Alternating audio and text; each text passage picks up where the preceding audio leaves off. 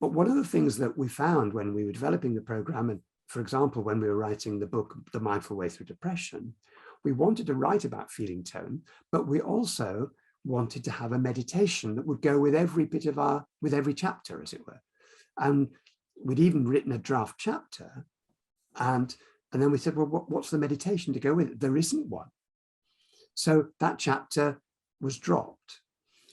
It got some of it got dispersed into the book, but basically the chapter itself got dropped because there was no meditation to go with it. And so why develop a new course? Because we can do better at making mindfulness more helpful for people. There is the feeling tone there, underexplored. And there were other things as well that motivated us in the end. These were already good reasons. One was that psychology has moved on since those courses were developed in the 1980s and 90s. And psychology is giving new information about how the mind works, how action-based it is, how feelings work, how much influence they have on other processing. That all is beautifully coherent with the ancient wisdom about feeling tone, and it gives us another possibility of bringing it all together, this new aspect of feeling tone into a course, and the new aspect of psychology, and merging it together.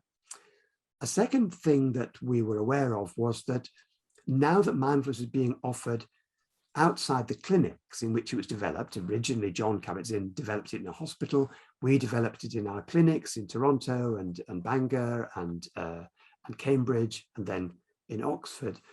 Now mindfulness is being offered right across the world. The people who come to a mindfulness class can't expect that they will always have people there seeing them who know about depression and trauma and anxiety and all the things that oppress people and afflict people.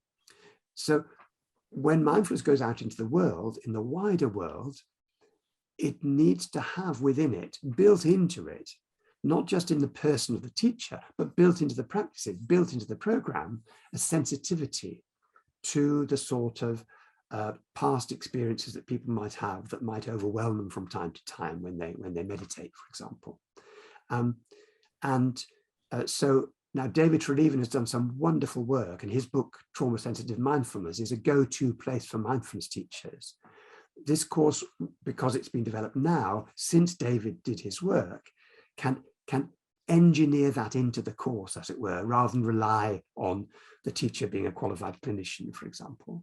And there's a very simple, pragmatic reason as well for doing new courses and keeping them up to date, is that the download freedom, the freedom you get with the internet, be able to download a variety of practices, is wonderful. When we did our second edition of MBCT, when we did certainly the first edition of the Mindful Way Through Depression, we were bound to have a CD because the downloads weren't really up to it at that stage. But a CD only has 74 minutes of speaking, so we had to reduce all the meditations down to 10 minutes, or or if you had a longer one, then the other ones really had to be very short. And now with the freedom to download, you can offer people a variety of practices, 10 minutes, 20 minutes, half an hour, minimal instructions, different ways of doing, and there they all are. People have more choice, and it can fit into people's busy lives. Yeah. And that's something that a new course, I think, needs to do these days, and which this course is able to do.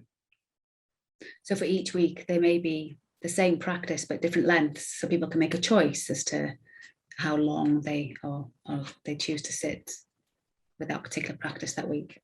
That's right. Right. Thank you.